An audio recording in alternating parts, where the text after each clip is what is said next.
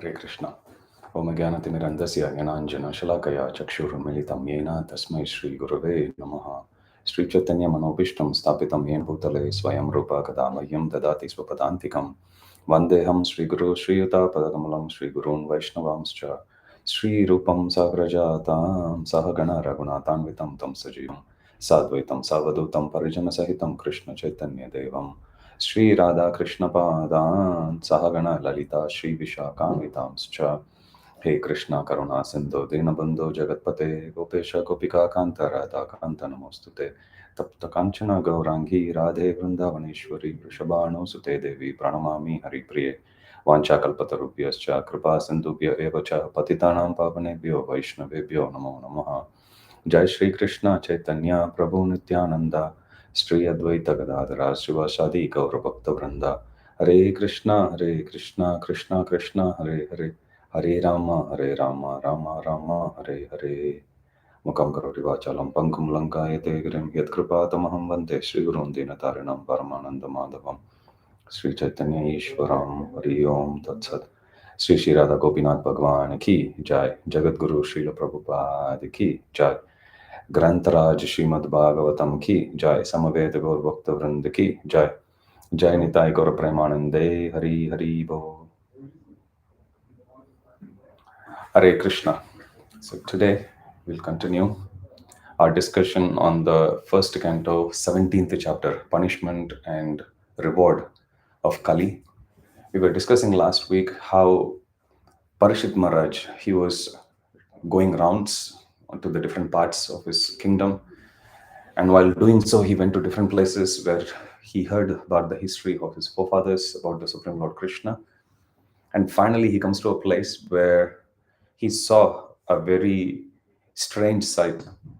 A personality who's a Shudra dressed in the garb of a king, beating the bull and the cow. The bull is the personification of Dharma, and cow was the personification of planet Earth.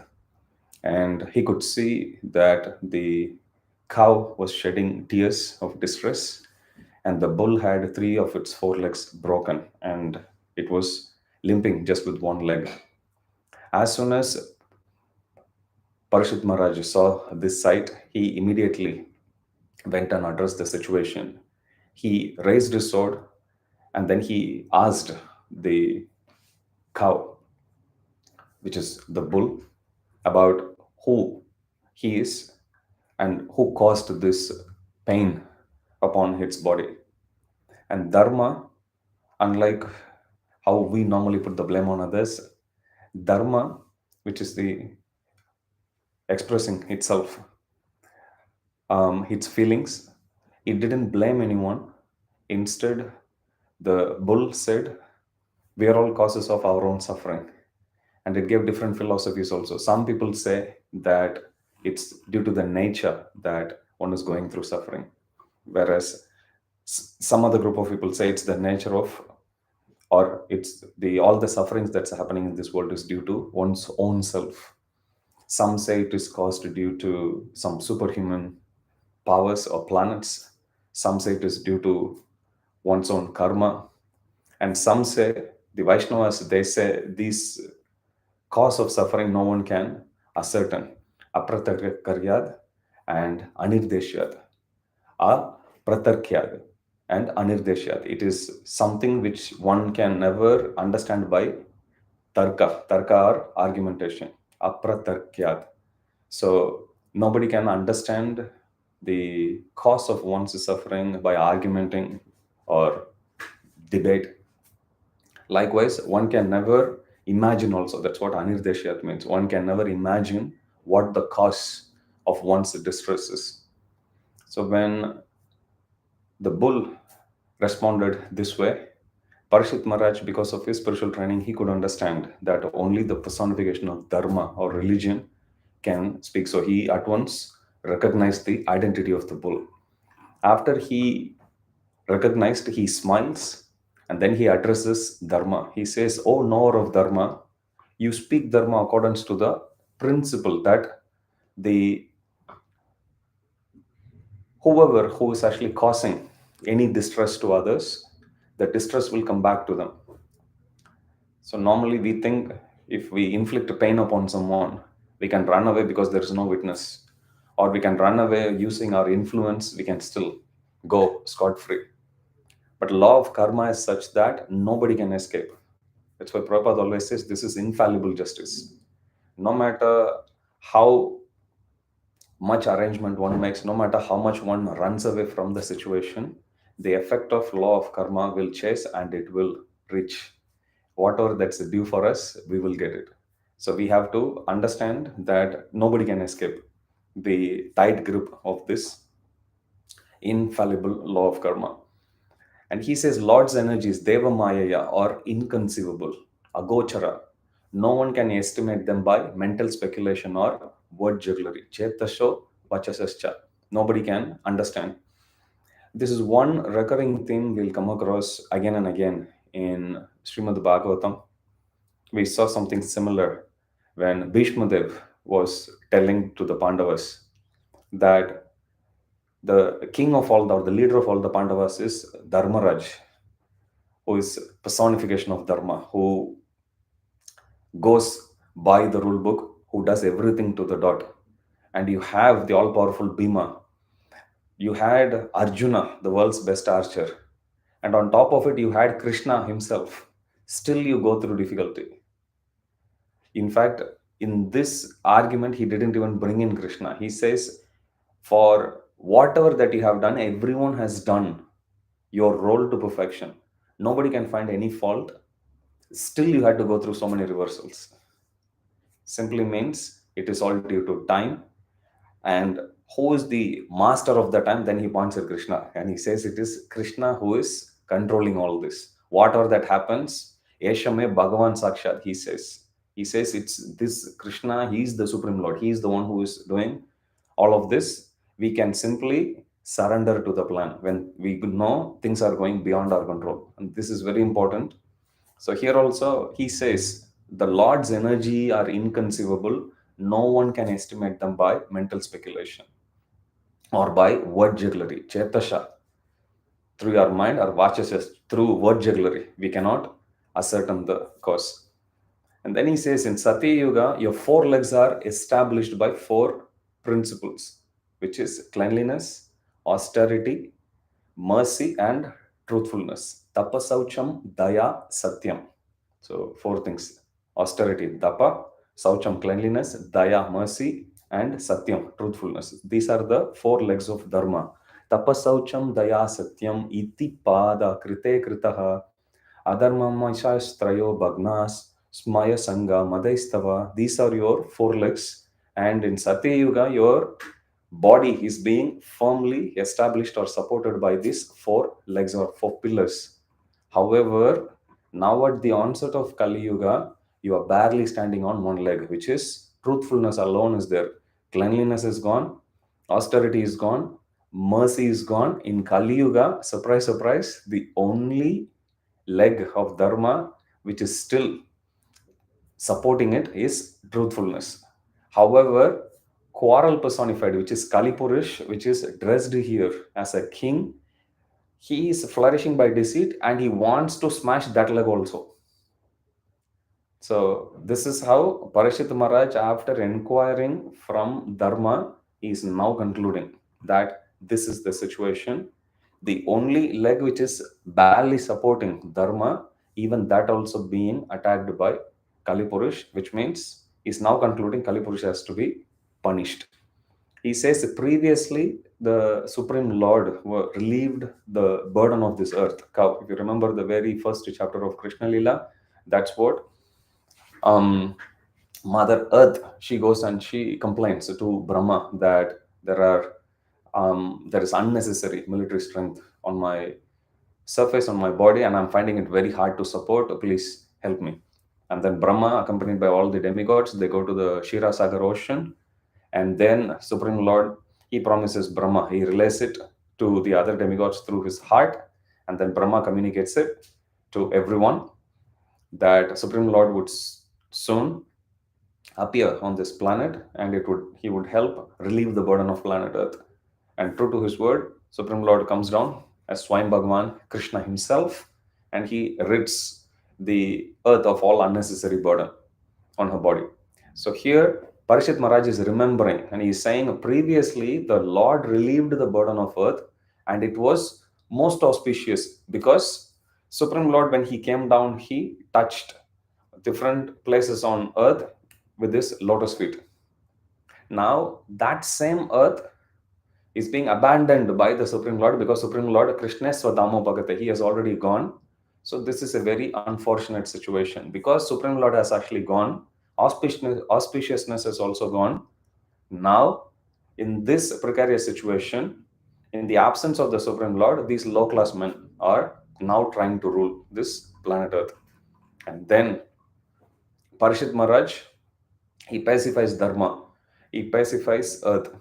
Again, this is one lesson we can learn. Normally, when any problem comes, we get too distracted about the effect of the problem or effect if, let's say, even if somebody causes trouble, we get too disturbed by the person causing trouble that we many times forget to rectify the situation. They caused the trouble, now we need to normalize the situation, which if we get too distracted there, we won't have any time and energy to do this. Again, this is one principle or one kind of modus operandi, for want of a better word. You will see devotees, they act on same principle. Even Supreme Lord acts on the same principle.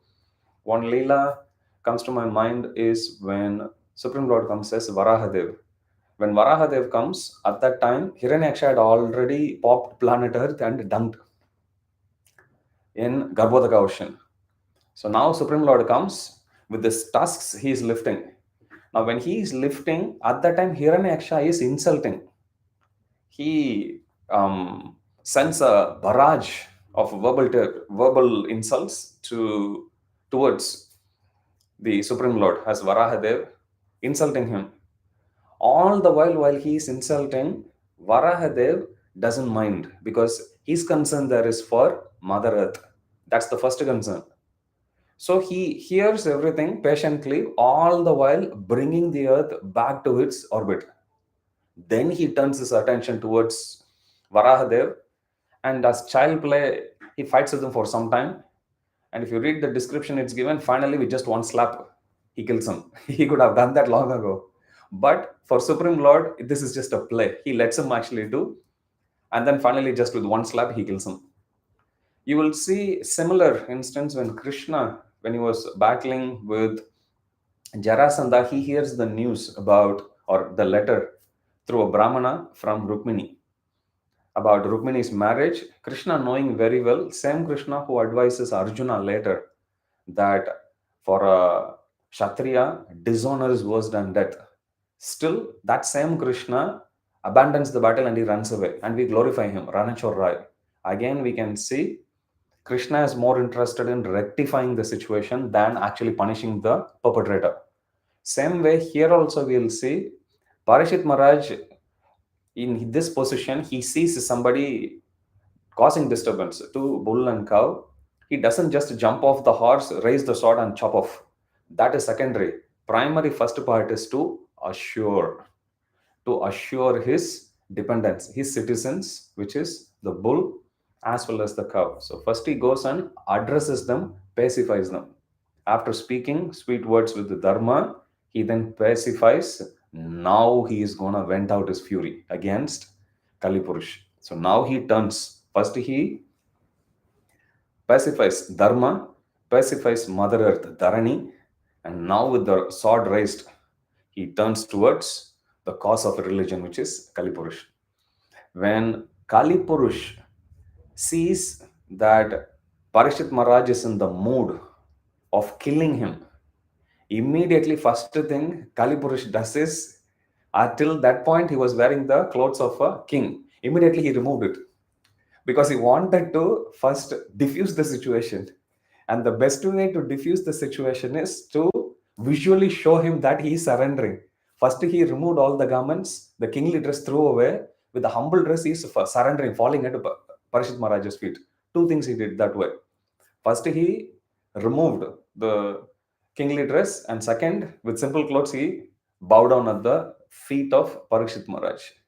When he falls at the feet of Parashit Maharaj. Parashit Maharaj, bound or true to his dharma as a Kshatriya, he assures Kali Purush, I won't kill you because you have taken my shelter and I'm the king, and I will not kill anyone who has taken shelter. Because in Vedic times, even fighting with someone, there is a certain rule, there's a certain protocol which one is supposed to follow. Then only even fight or war or killing is considered to be within dharma. If someone whimsically does it, then it's not considered dharma, that is adharma only. So here, when Kali Purush, despite doing such a big crime of beating the bull and the cow, when he surrenders, he, Parashit Maharaj, immediately, rather than killing him, his heart was filled with compassion for this poor guy, which is Kali Purush. He looks at him, having compassion in his heart and having smile on his face. He assures him, okay, get up, I won't kill you. And then Parashit Maharaj says, even though Parashit Maharaj is telling Kali Purush, you don't need to be fearful, he still tells Kali, you have to live. This is again another wonderful lesson we can learn from Srimad Bhagavatam. We should not be sentimental unnecessarily. So here is a classical example of showing compassion at the same time not losing one's sense of discrimination.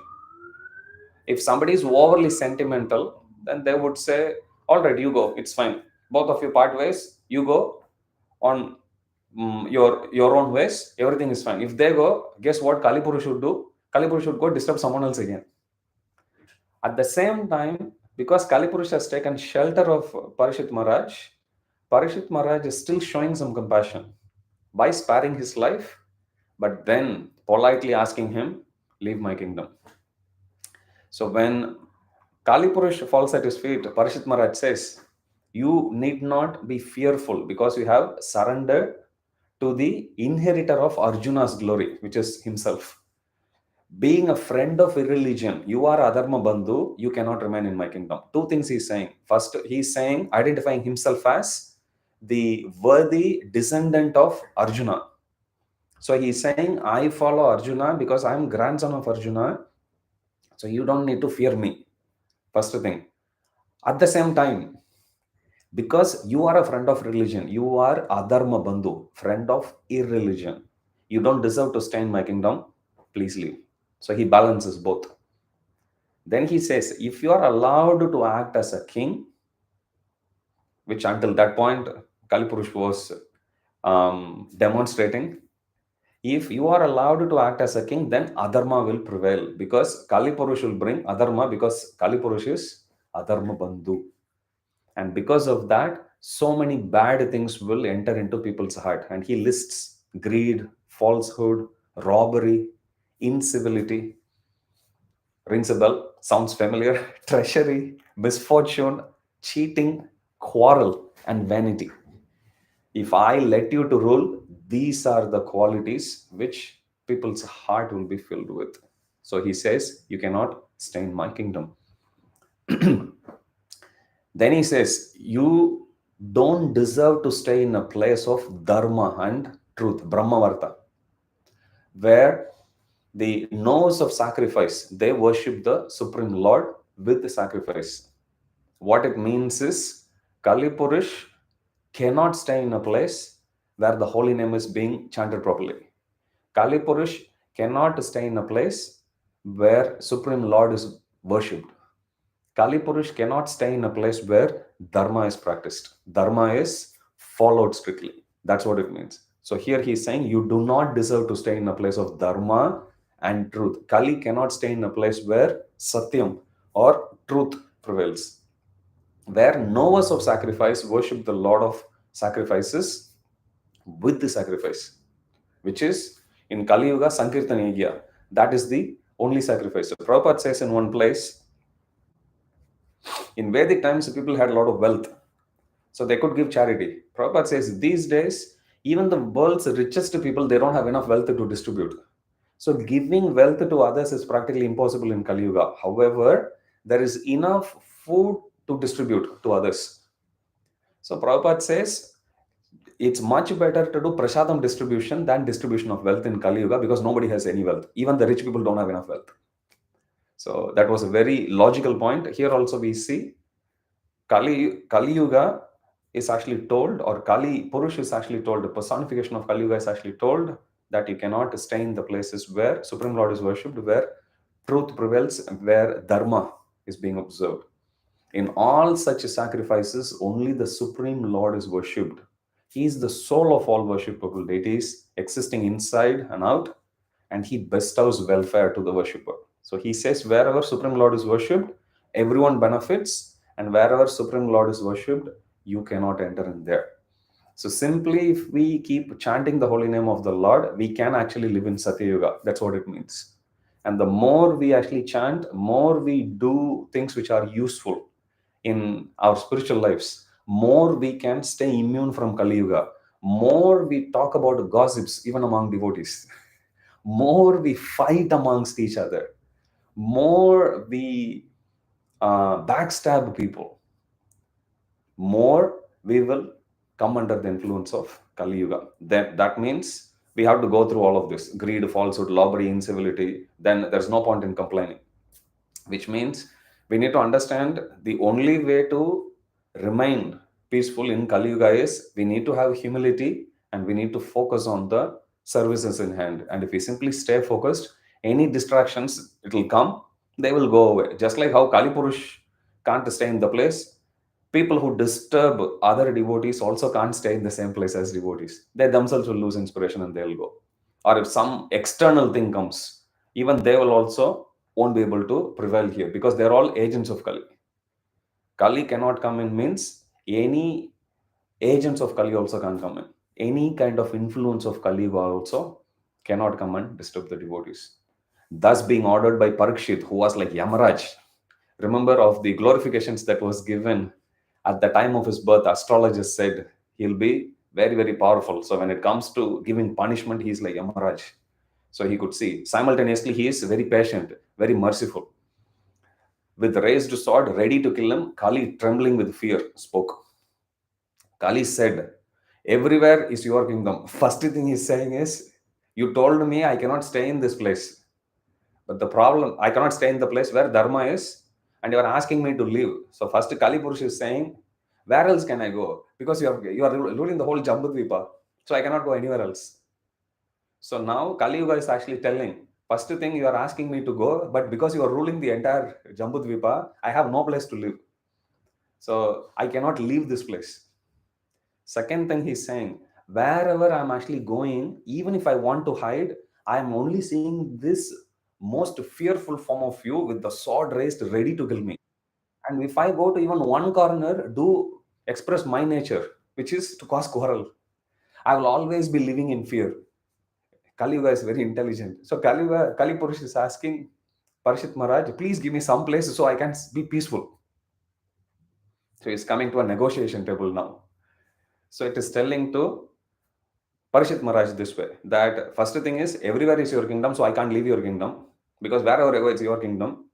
And second thing he says is, I don't want to live with fear, because this form is very fearsome.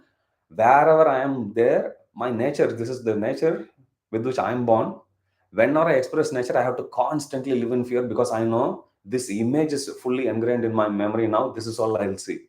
I want some kind of a peaceful agreement where you assign a place to me, I will stay only there. I won't go and disturb anywhere else.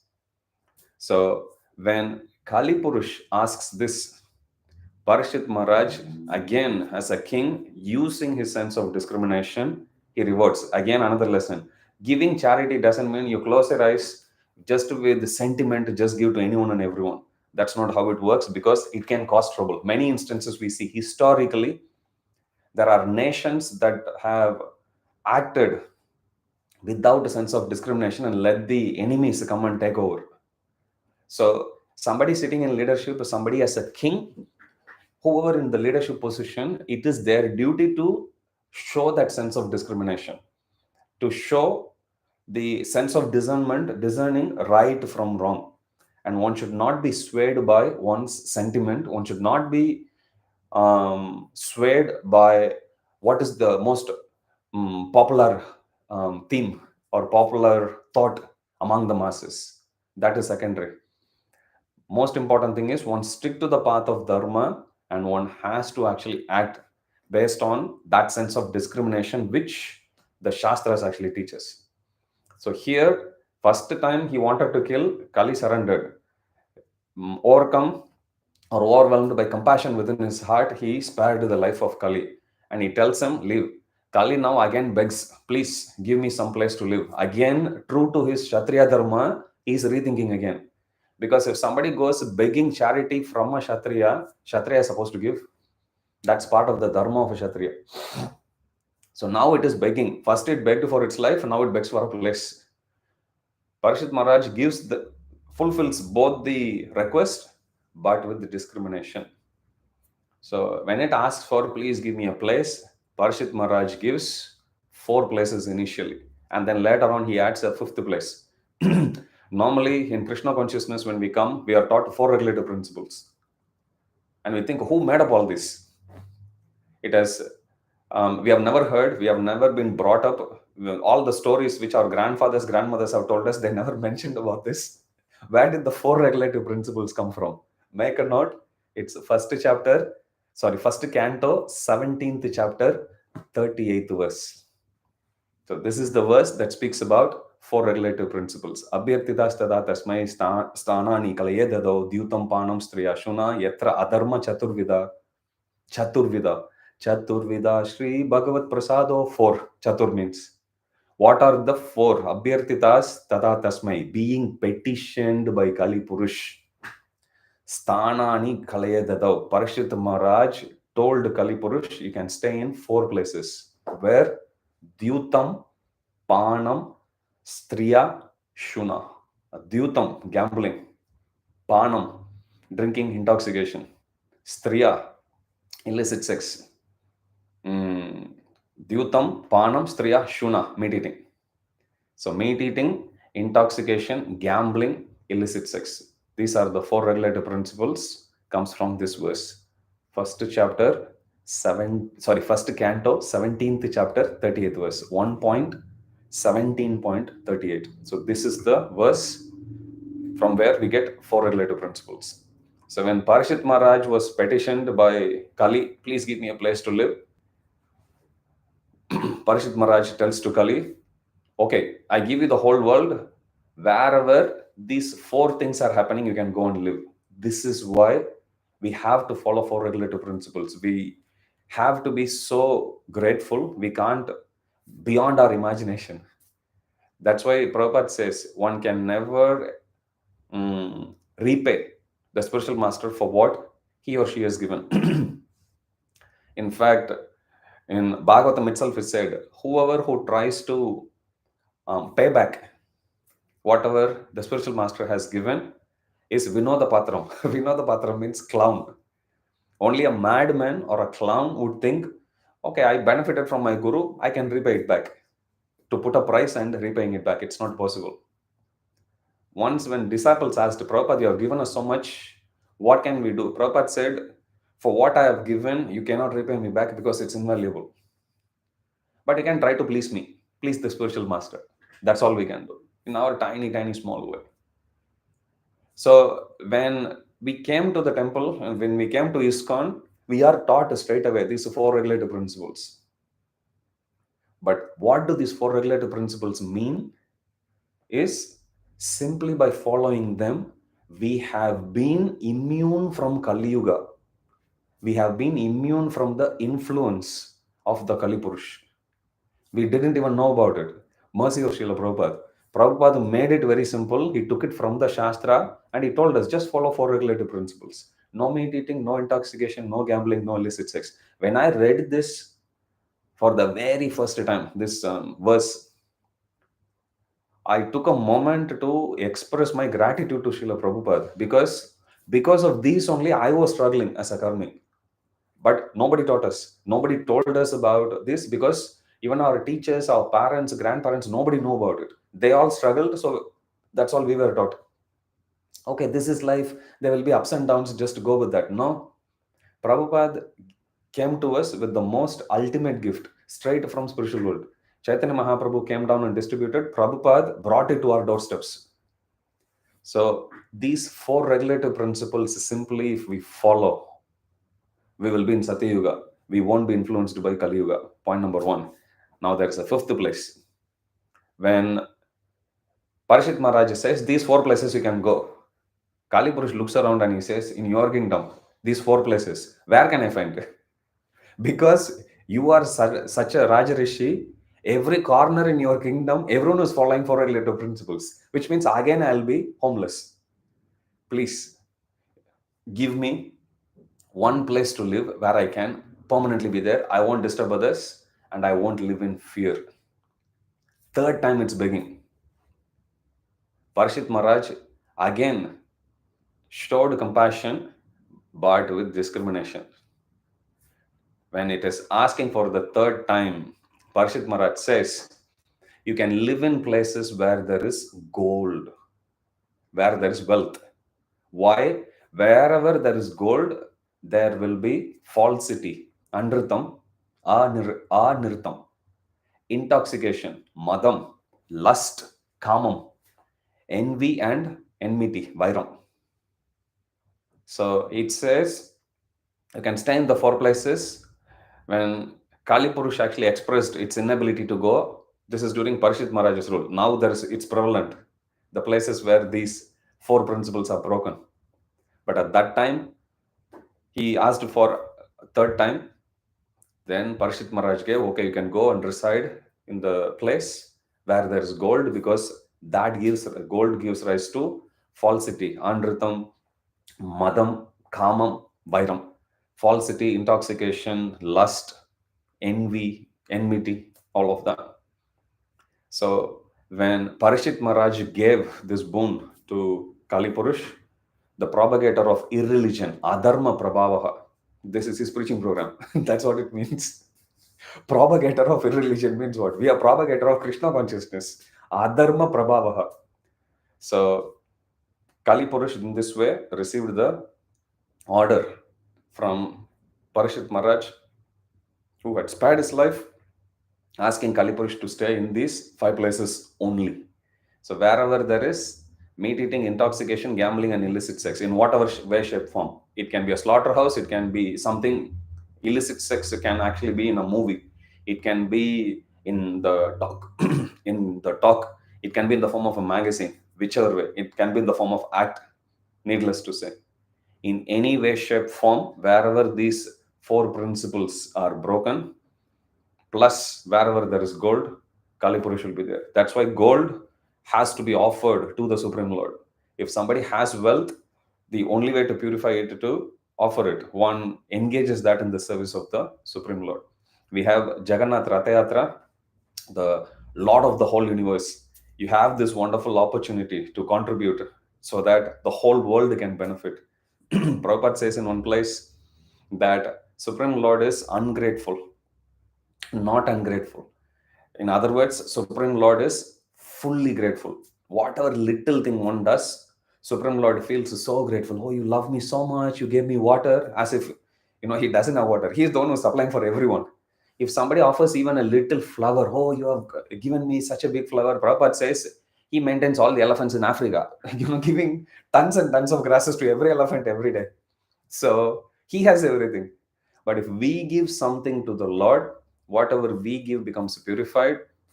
We are rebuilding our temple here in North Sydney. You can contribute towards that. Whole idea here is whatever we have has to be engaged in the service of the Supreme Lord.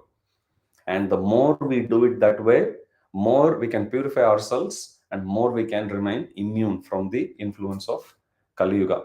So in this way, Kali Purush was put in its place in these five places where the four regulative principles are broken and where there is gold. So there's a caution that's actually added. Because Kali Purush is residing in these places, whoever desires progressive well-being, especially, there is a list that's given: kings, religionists, public leaders, brahmanas, sannyasis, they should never come in contact with these irreligious principles. Ahaitani na seveta bubushu purusha kochit Visheshato Dharmashilo Rajaloka Patir Guru. So none of these personalities especially should never come in contact with these irregulative principles. In other words, breaking any of the irregulative principles, which is all of us, we shouldn't break any of the four regulative principles, and one should never get too materialistic. And whatever wealth, surplus wealth one has, one should engage. Whatever little wealth one also has, one can still offer a little tiny part of that also to the Supreme Lord. And that way, one can always remain connected with the Supreme Lord, and one can always remain immune from the onslaught of Kali Yuga. So after Kali Purush was thus punished as well as rewarded, again going back to the first principle, whenever we hear this story, Kali Purush was beating, nobody tells us the full story. They always say Kali Purush bet the dharma, bet the cow. No, Madhurena Samapayet, which means in any Vedic story, the ending will always be a happy one. Read the last four verses from verse 42 to 45 of the same chapter. This is the concluding verse. After punishing and rewarding Kali, Parishit Maharaj is again turning his attention towards Dharma. And what did he do? He re-established the three lost legs again. So when Parishit Maharaj arrived at the scene, the bull had only one leg, which is truthfulness. All the other legs are broken.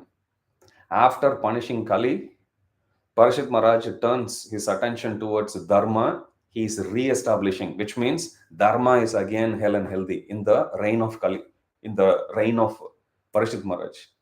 Likewise, he turned towards Mother Earth and he improved the situation of planet Earth also. In other words, he had solved the problem.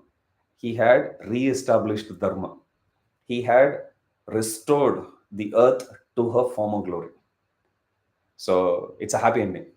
Parishit Maharaj punished Kali Purush. Parishit Maharaj consoled earth and cow that it's over. And then he re-established all the four legs of the bull, which is personification of Dharma, cleanliness, austerity, mercy, and truthfulness. And then he improved. He removed all the unwanted elements and he restored planet Earth to her former glory. And then while residing, he went around for the world tour. He returned back to Hastinapur and he continued his rule. And because of his expert administration, Dharma prevailed everywhere. People were able to worship the Supreme Lord. Sacrifices were going on non-stop. Akanda Harinama, and then Kali Yuga could never enter in at all. In other words, as long as normally we say the Kali Purush entered as soon as the day when Krishna left the planet. True, even though Kali Yuga started, because of the able rule of Parishit Maharaj, it was still Dwapara Yuga inside Kali Yuga. Because Parishit Maharaj punished Kali Purush, put him in his place, and he ensured that everyone follows the four regulative principles in his entire kingdom, and one is not hoarding gold. He ensured that Dharma is prevailing everywhere. Because of that, even though Kali Purush had appeared, Kali Purush still can't stop the influence. Situation will change soon, but this is the situation during the lifetime of Parishit Maharaj. That Parishit Maharaj, even though he was in Kali Yuga, he didn't let Kali Yuga take off at all. We'll stop there. Now we are coming to the concluding chapters of first canto. Shukadeva Goswami will make entry soon. We'll see you next week. Jagat Guru Srila Prabhupada ki Jai, Shri Radha Gopinath Bhagwan ki Jai, Samaved Gaur Bhakta Vrind ki Jai, Jagat Guru Srila Prabhupada ki Jai, Jai Nitai Gaura Premanande, Hari Hari Bo. Hare Krishna.